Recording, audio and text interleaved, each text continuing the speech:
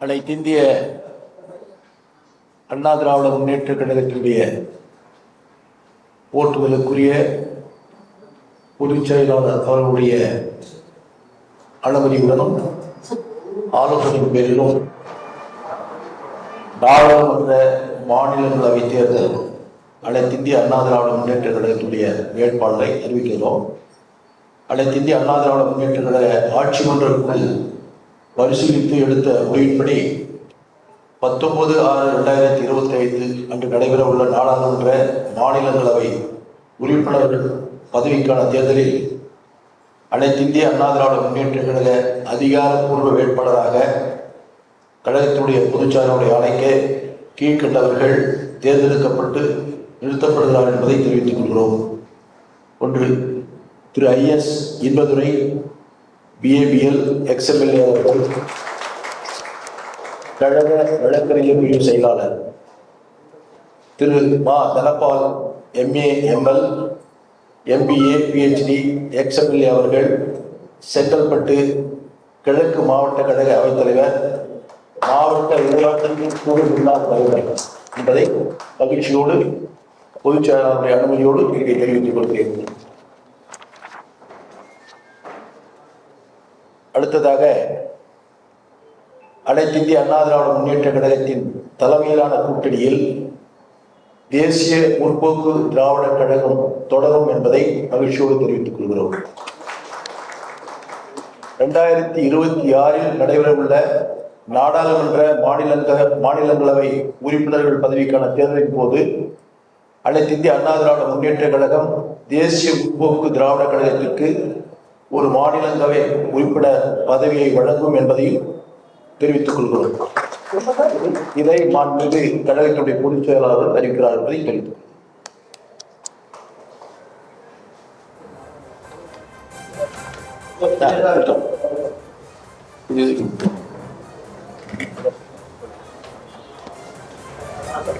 இது வேண்டும்.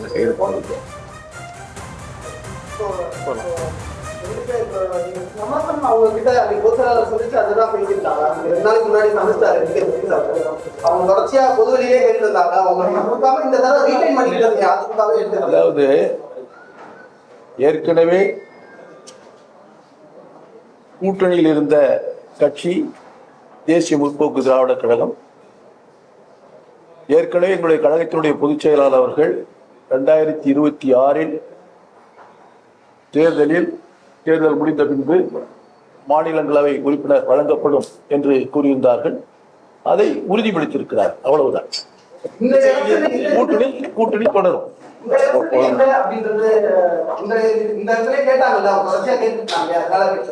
இது கேள்வியே எழல. என்ன 2 வேட்பாளர் நாங்கள் அறிவிச்சிட்டோம். கேள்வியே எழல. தேமுதிக ஏற்றுனதை இவ்வளவு அதிகாரப்பூர்வமாக தெரிவிக்கிறோம். நன்றி, வணக்கம்.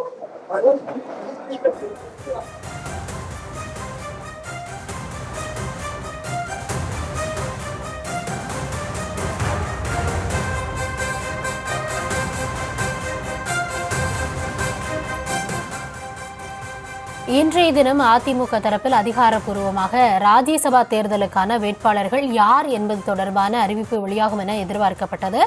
இந்த நிலையில் தற்பொழுது முன்னாள் அமைச்சர்கள் அது குறித்தான அறிவிப்பை வெளியிட்டு இருக்கிறார்கள்.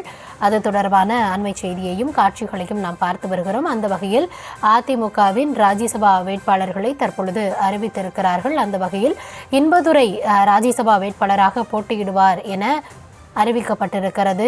தனபாலும் ராஜ்யசபா வேட்பாளராக போட்டியிடுவார் எனவும் கூறப்படுகிறது. செங்கல்பட்டு மாவட்டத்தை சேர்ந்த தனபாலும் போட்டியிடுவார் என கூறப்படுகிறது. இது தொடர்பான கூடுதல் விவரங்களுக்காக நிகரார் எம்முடைய செய்தியாளர் ராஜேஷ். வணக்கம். ஆரம்பத்திலிருந்தே இந்த அதிமுகவில் ராஜ்யசபா சீட் அப்படின்றது ஒரு விவாதமாக இருந்தது. தேமுதிகவிற்கு அதிமுக ஒரு சீட் தருமா, இல்லைனா தேமுதிக தரப்பிலிருந்து அதிமுக தர வேண்டியது அவர்களுடைய கடமை, இது போன்ற பேச்சுக்களில் எல்லாம் பொதுவெளியில் நம்ம பார்த்தோம். தற்பொழுது அறிவிப்பு வெளியாகி இருக்கிறது. கூடுதல் விவரங்களையும் வழங்கலாம் ராஜேஷ். வணக்கம். அதிமுக சார்பில் 2 ராஜ்யசபா சீட்டுகள் கிடைக்கப்படும் என்று நாம் முன்பு குறிப்பிட்டிருந்தோம். எனவே அதிமுக சார்பில் போட்டியிடக்கூடிய அந்த வேட்பாளர்களுடைய பட்டியல் தற்போது வெளியாகி இருக்கிறது. நாம் முன்பு குறிப்பிட்டது போல இன்பதுரையுடைய பெயரும் தற்போது வெளியாகி இருக்கின்றது. அதே போல புதியவராக தனபால் உள்ளே வந்திருக்கின்றார். தனபால் யார் என்றால் செங்கல்பட்டு அவைத்தலைவராக அவர் செயல்பட்டு வருகின்றார். செங்கல்பட்டு மாவட்டத்தை சேர்ந்தவர். இவர் ஏற்கனவே சட்டமன்ற உறுப்பினராகவும் பணியாற்றியவர்.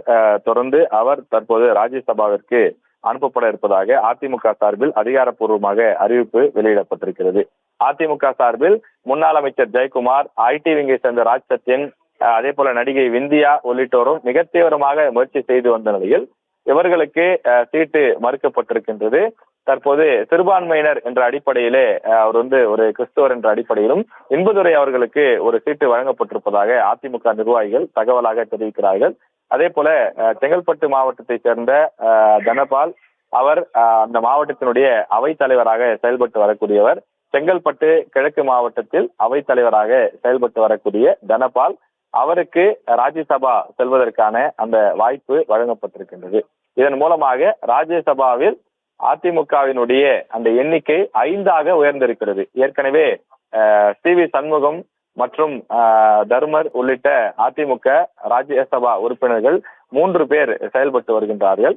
இந்த நிலையிலே இந்த இருவரும் தேர்வாகக்கூடிய பட்சத்திலே அதிமுக ராஜ்யசபா உறுப்பினர்களுடைய எண்ணிக்கை 5ஆக உயரும். லோக்சபாவை பொறுத்தவரையில் அதிமுகவிற்கு பிரதிநிதித்துவம் இல்லை. அங்கு தமிழ்நாட்டிலிருந்து 39 எம்பிக்களும் திமுக மற்றும் அதன் கூட்டணியை சேர்ந்தவர்கள் தான் இருக்கிறார்கள். அதே நேரத்தில் ராஜ்யசபாவை பொறுத்தவரையில ஏற்கனவே 3 பேர் செயல்பட்டு வந்த நிலையில் இந்த இருவரும் போட்டி இல்லாமல் தேர்வாவார்கள். ஏனென்றால் அதிமுக சார்பில் தேர்வு ஆவதற்கான போதுமான சட்டமன்ற உறுப்பினர்கள் அவர்களிடம் இருக்கிறார்கள். ஒரு ராஜ்யசபா உறுப்பினரை தேர்வு செய்வதற்கு 34 எம்எல்ஏக்களுடைய ஆதரவு தேவை. அதிமுகவை பொறுத்தவரையிலே தற்போது 63 பேர் இருக்கக்கூடிய நிலையில் கூடுதலாக பாஜக கூட்டணியில இருக்கக்கூடிய பாஜக அவர்களும் 4 எம்எல்ஏக்கள் இருக்கிறார்கள். மொத்தமாக 67 பேர் இருக்கக்கூடிய நிலையில் அதிமுக தாராளமாக 2 ராஜ்யசபா எம்பிக்களை பெறுவதற்கான வாய்ப்பு உருவாகி இருக்கிறது. எனவே தங்கள் கட்சி சார்பில் போட்டியிடக்கூடிய அந்த வேட்பாளர்களை தற்போது அறிவித்திருக்கிறார்கள். 2 தினங்களுக்கு முன்பு திமுக சார்பில் போட்டியிடக்கூடிய ராஜ்யசபா வேட்பாளர்கள் அறிவிப்பு வெளியிடப்பட்டது. அவர்கள் திமுக தலைவர் மற்றும் கூட்டணி கட்சியை சார்ந்தவர்கள் பலரை சந்தித்து தற்போது ஆட்சி பெற்று வருகின்றார்கள். இந்த நிலையிலேதான் அதிமுக சார்பில் போட்டியிடக்கூடிய வேட்பாளர்களுடைய பெயர் பட்டியல் வெளியாகி இருக்கின்றது. குறிப்பாக நாளைய தினம் இந்த வேட்புமனு தாக்கல் சென்னை தலைமைச் செயலகத்தில் தொடங்க இருக்கின்றது. யார் யார் இந்த தேர்தலில் போட்டியிட விரும்புகிறார்களோ அவர்கள் விருப்ப மனுக்களை அளிக்கலாம் என்று தெரிவிக்கப்பட்டிருக்கிறது. எனவே அந்த விருப்ப மனுக்களை அளிப்பதற்கான அந்த விண்ணப்ப பதிவு காலை 10 மணிக்கு தொடங்கக்கூடிய நிலையில இன்று அதிமுகவினுடைய வேட்பாளர்கள் பட்டியல் அறிவிக்கப்பட்டிருக்கிறது. எனவே திமுக நாளை வேட்பாளர்களை அறிவிக்கும் போது அதிமுகவும் தங்கள் தரப்பு ஆட்களை அறிவிக்கும் என்று தெரிகின்றது. இந்த விஷயத்திற்கு சற்று பின்னால் நாம் சென்று பார்க்கும்போது தமிழகத்திற்கு இருக்கக்கூடிய பல்வேறு கட்சிகளை சேர்ந்த ராஜ்யசபா எம்பிக்கள் 6 பேருடைய பதவிக்காலம் ஜூலை மாதம் நிறைவடைகிறது. இந்த பதவிக்காலம் நிறைவடைவதற்கு முன்னதாகவே தேர்தல் நடத்த வேண்டிய அந்த விதிகள் இருக்கின்றது. எனவே இந்த தேர்தலுக்கான அந்த தேதிகள் ஜூன் மாதம் இந்த மாதம் தொடங்குகின்றது. 19ஆம் தேதிக்குள் அனைத்து வேலைகளும் முடிந்து 19ஆம் தேதி மாலை ரிசல்ட் தேர்தல் முடிவுகள் அறிவிக்கப்படும் என்று அதற்கான அட்டவணையும் வெளியிடப்பட்டிருக்கிறது. எனவே இந்த அடிப்படையிலே தற்போது அதிமுக சார்பில் போட்டியிடக்கூடிய அந்த வேட்பாளர்கள் பட்டியல் அறிவிக்கப்பட்டிருக்கிறது. அதிமுக சார்பிலே போட்டியிடக்கூடிய இந்த வேட்பாளர்கள், அதாவது ராஜ்யசபாவை பொறுத்தவரையில் நமக்கு தெரியும் அவர்களுடைய பதவிக்காலம் என்பது 6 ஆண்டுகள். எனவே ஏற்கனவே ராஜ்யசபா உறுப்பினர்களாக இருக்கக்கூடிய தமிழ்நாட்டை சேர்ந்தவர்களாக இருக்கக்கூடிய வில்சன், திரு வைகோ, அதே போல அன்புமணி உள்ளிட்ட 6 பேருடைய பதவிக்காலம் முடிவடைகின்றது. திமுக சார்பில் மீண்டும் 4 பேருக்கு, அதில் 3 பேர் புதியவர்களுக்கும் மீண்டும் வில்சன் அவர்களுக்கும் வாய்ப்பு வழங்கப்பட்டிருக்கிறது. அதிமுக சார்பில் நாம் பார்க்கும்போது 2 நபர்கள், அவர்களிலே சேலம் மாவட்டத்தை சேர்ந்தவர், அவருக்கு அந்த வாய்ப்பு தற்போது மீண்டும் வழங்கப்படாமல் மறுக்கப்பட்டிருக்கின்றது. அதே போல அதிமுக கூட்டணியிலிருந்தான் அன்புமணி ராஜ்யசபாவுக்கு தேர்வு செய்யப்பட்டார். எனவே அவர் தற்போது இந்த பொறுப்பிலிருந்து அவர் வெளியேறுகிறார் என்பதும் தெரிய வருகின்றது. எனவே ஜூலை மாதத்துடன் அன்புமணியுடைய ராஜ்யசபா சீட்டு நிறைவடையும்.